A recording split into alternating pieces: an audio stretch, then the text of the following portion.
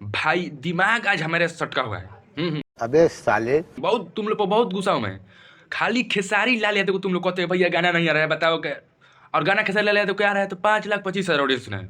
ये क्या बात करता है यार, बताओ।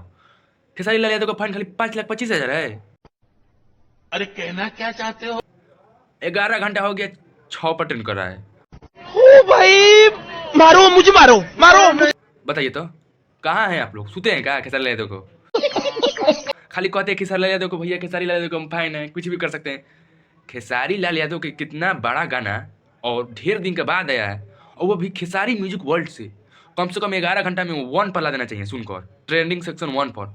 अच्छा, बताओ, पावर स्टार पवन सिंह का गाना आते तो मार देते हैं एकदम 5 घंटा में, एकदम ट्रेंडिंग सेक्शन 2 पे आ जा रहा है। वाह क्या सीन है। और ट्रेंडिंग स्टार खेसारी लाल यादव का गाना क्यों नहीं आ रहा है? खेसारी लाल यादव के 5,25,000 ऑडियंस है। कहाँ हैं आप लोग? खाली बोलते हैं